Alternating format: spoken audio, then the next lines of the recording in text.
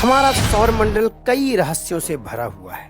वही हमारे सौरमंडल के जो मुख्य ग्रह हैं उनमें से दो कैटेगरी में इन्हें डिवाइड किया गया है।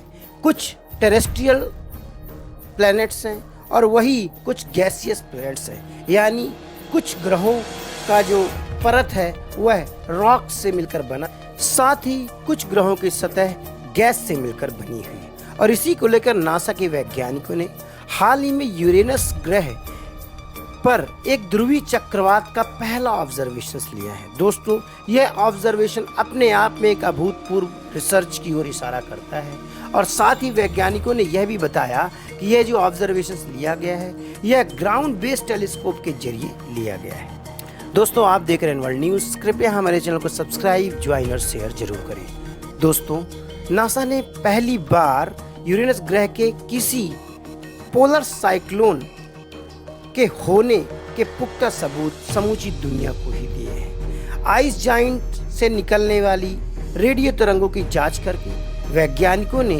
यूरेनस ग्रह पर उत्तरी ध्रुव पर इस घटना का पता लगाया है। साथ ही वैज्ञानिकों ने इस रिसर्च से जो भी निष्कर्ष निकलता है उसको लेकर सौर मंडल में पर्याप्त वायुमंडल वाले सभी ग्रहों के बारे में एक व्यापक एविडेंस भी दिए हैं, चाहे वह ग्रह रॉकी प्लैनेट हो या कोई गैसियस प्लैनेट भी हो सकते हैं, यानी उनके वायुमंडल में कुछ न कुछ स्वेरलिंग जैसी इवेंट होती ही रहती है। और इसी बात के पुख्ता सबूत नासा के इस हालिया रिसर्च में दिए गए हैं। दोस्तों, आपको बता दें कि वैज्ञानिक लंबे समय से यूरेनस ग्रह के दक्षिणी ध्रुवों पर घूमते हुए फीचर्स की रिसर्च में लगे हुए थे। साथ ही मीथेन क्लाउड टॉप्स की नासा के वायेजर 2 इमेजिंग ऑब्जेक्ट यानी सैटेलाइट ने ध्रुव के बाकी हिस्सों की तुलना में ध्रुव में जो केंद्र पर तेजी से घूमने वाले हवाओं को भी दिखाया था। साथ ही वायेजर के इंफ्रारेड जो ऑब्जर्वेशंस हैं उन्होंने तापमान में कोई बदलाव को नहीं दिखाया, लेकिन हाल ही में प्रकाशित हुए जियोफिजिकल रिसर्च लेटर्स के एक जर्नल में उनके निष्कर्षों का पता चलता है।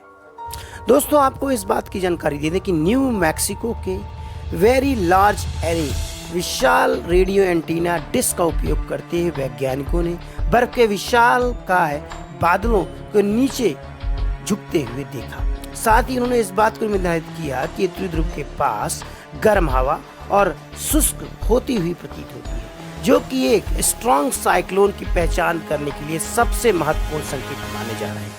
2015, 2021, 2022 में जो भी डेटा एकत्र किए गए हैं उनके ऑब्जर्वेशंस से यूरेनस के वातावरण में कई अधिक गहराई मापी जा सकती है और इसी डिप्रेशंस को वैज्ञानिक साइक्लोनिक स्टॉर्म बताते रहे हैं। एक हाल ही के रिसर्च में नासा के सेसनी द्वारा शनि पर देखे गए निष्कर्षों को अगर इस बात से जोड़ दिया जाए तो यूरेनस ग्रह पर साइक्लोन की मौजूदगी कोई आश्चर्यजनक बात नहीं होगी। यानी अब बुध को छोड़कर हमारे सौर मंडल पर हर ग्रह पर ध्रुवों की पहचान हो चुकी है और वहां पर किसी वातावरण के अभी तक कोई ठोस रिजल्ट्स यानी ठोस निष्कर्ष तो नहीं निकाला गया है, लेकिन पृथ्वी पर हैरिकेन के विपरीत यूरेनस और शनि ग्रह पर साइक्लोन पानी के ऊपर नहीं बनते हैं, यानी वे बहाव नहीं करते हैं, वही खंभों पर बंद हैं। साथ ही आपको बता दें कि आने वाले वर्षों में